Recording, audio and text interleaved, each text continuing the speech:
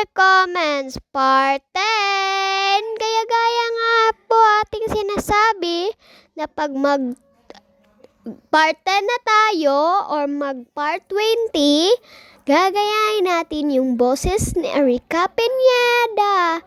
Shout out sa iyo, Erica Pineda. So, sisimulan na natin. Opo, nadapa ako na pindot follow kaso nawakan ko po yung tayo ng pusa. Hirap palang gayahin ang boses ni Erica Pineda. Okay lang yan, be.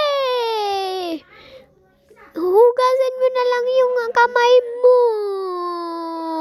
Pero thank you pa rin sa pag-follow. Ate, bakit yung pusa may buntot tayo wala? Ewan ko kung bakit may buntot yung pusa. Pagkakalam ko lang po na may buntot ang pusa dahil pusa hayop po sila. Iba tayo kasi tao po tayo.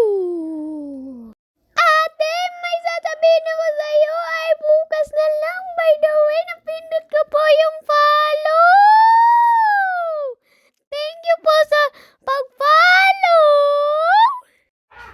Ate, bakit mainit ang earth at sun? Haha, by the way, naka-like, follow, and share. Sana naman mapansin. Ate, alam mo ba si tapos tinulak si haha, by the way, naka-follow. Thank you po sa pag-follow. Ate, napindot ng puso ang follow. Yan, follow ko na lang, joke lang.